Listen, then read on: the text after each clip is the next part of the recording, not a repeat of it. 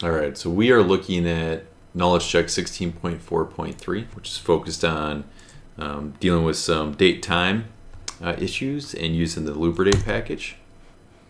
So let's go ahead and take a look at this first to do. Using any of the parsing functions to convert, or use any of the parsing functions to convert your birthday to a date object. All right, so if you recall, the parsing functions start in a variety of different ways. If you want to specify the year, first, month, and day, I could go ahead.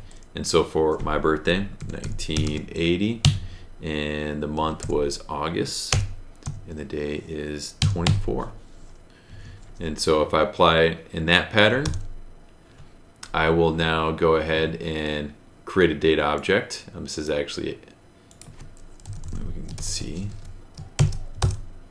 we can see if we run class that this is a date object.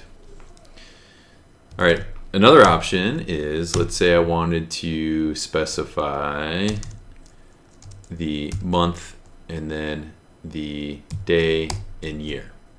All right, so I could go ahead and do this, and I could say 08, the day was 24, and we'll go with 1980, but let's go ahead and change these separators to something like this, which is another common format that we have. And we see when I do that, I get my output in that standard format. And again, if I look at class, I'll see that this is in fact a data object, right? So all depending on how you want to specify the order of the date components, year, month, day, that will decide on which of these parsing functions you want to use. All right, let's go ahead and take a look at the second part here. Let's save the date of your birthday into 3 separate character string variables.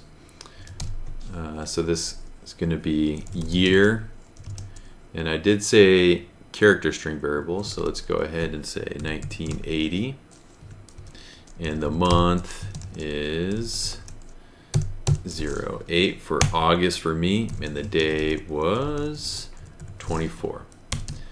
Now it says to go ahead and convert these 3 separate variables into a single date with the make date time. Now, if we take a look at make date, we see that there's actually 2 options here. We have a regular make date and then a make date time. So since we don't really have a time component, I mean, we could still use the make date time. In this case, let's start by using the make date because we have all the date components. So the make date takes 3 different variables: a year, a month parameter here, and then a day parameter, which I can pass my day variable. And when I run that, I see it turns it into a single date. And if I were to take a look at the class of this, I would get a date object. Now, the original question or to do had you use make date time. So what happens when I do that? Well, now we see we get this UTC, and if I go ahead and take a look at the class, I see this is actually a POSIX date object. So that means that we actually have time components included.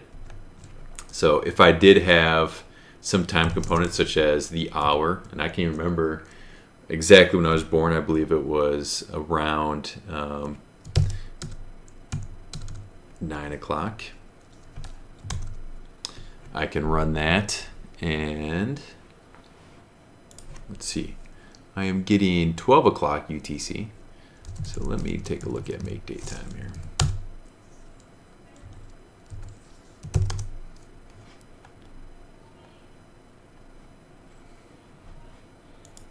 I think actually, yep, so the hour actually needs to be just the 2 digits for the hour. I was including 4 digits, and then I could say minutes. Let's just say I was born at 9:30.